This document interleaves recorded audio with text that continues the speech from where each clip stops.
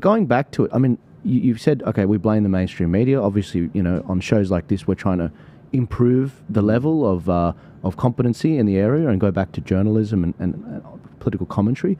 But what about, you gave the example of the Paris Accord, and President Trump's opted out of that. And I do believe Nigel Farage, he then adopted that policy right after because he felt like he had the cover from Trump, his bestie. Why doesn't Peter Dutton actually say, you know what, we're going to opt out of it? Is it because he sees it as an unwinnable policy? Is it that he just doesn't want to get this attack from the media or be called a climate denier? I don't understand why he wouldn't go for that. He has a particular problem. Apart from worrying about the media, the other problem is that within the parliamentary parties, there are what could well be called rhinos, liberals in name only. That comes from the rhinos in America, Republicans in name only.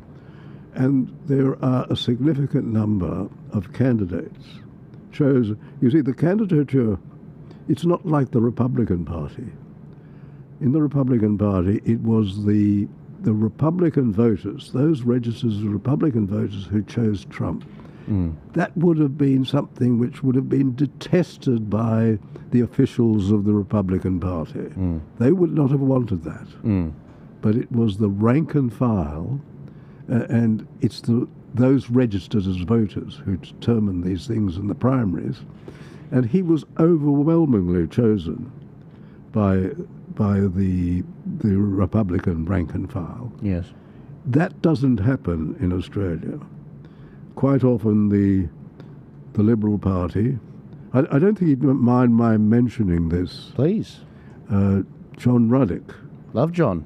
He made a significant change in the Liberal Party. He campaigned heavily in the Liberal Party to democratise the Liberal Party because until then the Liberal Party was essentially under the control of officials who ran it in the way that they wanted to run it. That's right. Particularly in relation, it ended up that way in relation to many pre-selections.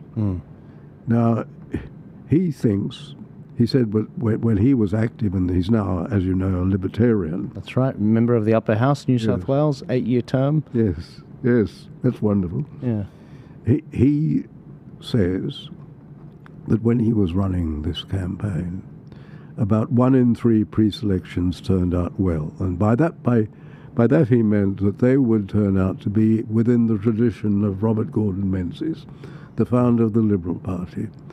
And he would say that of the other two, that they would be really what I have referred to as linos, liberals in name only. Yes. They really belong to another party. And they're entitled to be that, but it would be good to have one party, one major party, being a significant conservative group, as Menzies. Menzies chose the name Liberal because Conservative was not a good name to use in Australia. It suggested aristocracy and things that Australia mightn't like. Right. Australians mightn't like. Yes. And he chose the term liberal, but he didn't mean it. He meant it in the English 19th century sense. Yes.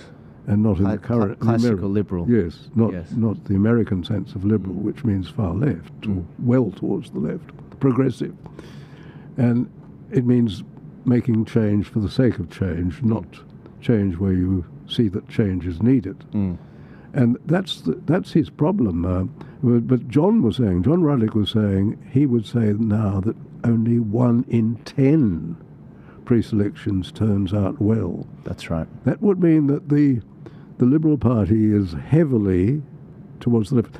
I noticed how strange the Liberal Party was at the time of the Republic referendum. Yes.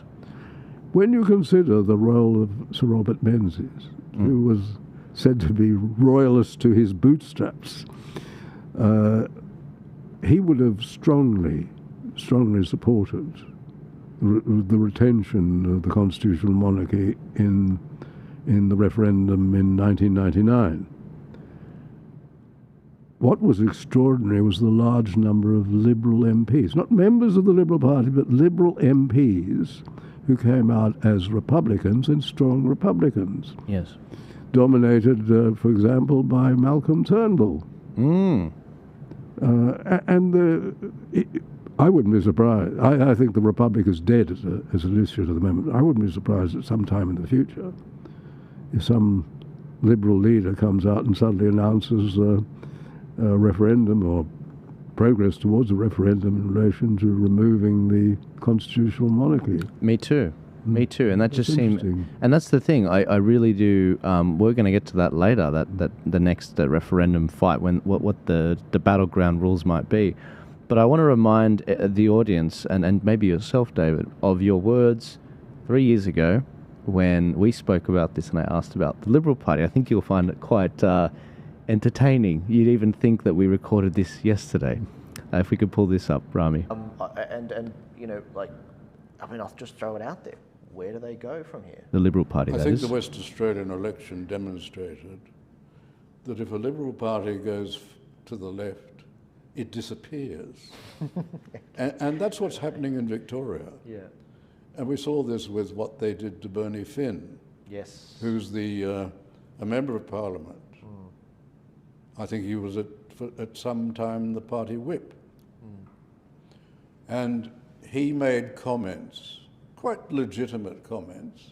I'm not saying they were correct, but they were certainly legitimate. And he made comments about the American Supreme Court and the likelihood of the Supreme Court reversing the decision in Roe v. Wade. Now, Roe v. Wade, as no doubt your viewers know, is the case in which the Supreme Court found that there was a constitutional guarantee of the right of abortion. You'd have to turn the Constitution inside out to find that. It doesn't exist. They read it into the Constitution on the basis, as one judge famously said, the Constitution is what we say the Constitution means. Pursue life.